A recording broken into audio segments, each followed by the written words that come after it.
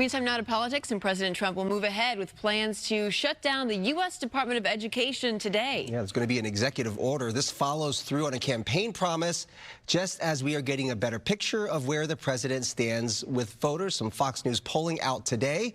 Doug Luzader live for us in Washington with more on all of this. Doug, good morning. Good morning. Yes, some interesting numbers on where the president stands right now with voters. You look at this effort with the Department of Education, it looks like he's going to formalize his effort to shut that department down. We have seen protests outside the U.S. Department of Education anticipating what's about to happen today. I want Linda to put herself out of a job. Even as the president nominated Linda McMahon to serve as Secretary of Education, he signaled it would be a winding down operation. Later today, the president will sign an executive order to close the Department of Education, following through on a campaign promise. The Department of Education's a big con job. Now, the president will have to maintain some core functions, even as he tries to return more school control to the states.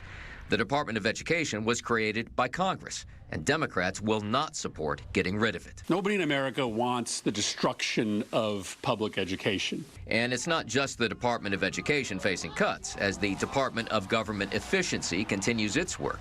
A new Fox News poll shows that 65% of registered voters think there hasn't been enough planning in making the cutbacks.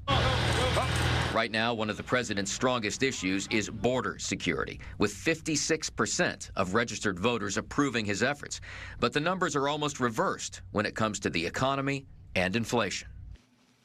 And as far as the Department of Education is concerned, you know, we talk about the fact that you really need Congress to sign off on that, but the president can certainly gut it and can certainly get rid of a lot of the workers there. There will probably be some legal challenges, but as far as getting Congress to formally declare an end to the Department of Education, you would need 60 votes in the Senate to make that happen. That means you would need some Democrats on board.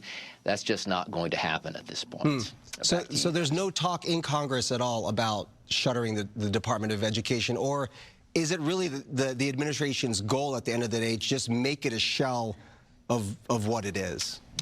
Yeah, it kind of, you know, it's kind of a shutdown perhaps in name only, but the core functions, they say, will still be performed in terms of administering student loans and administering some programs that some schools rely on, but that may be shifted to other agencies. But the Department of Education as a shell would still have to exist without Congress taking some kind of action. And the court system is pushing back on at least some of these. I mean, the term constitutional crisis is something that we've been hearing louder and louder from some people, especially when it comes to, you know, Trump clashing with these federal judges.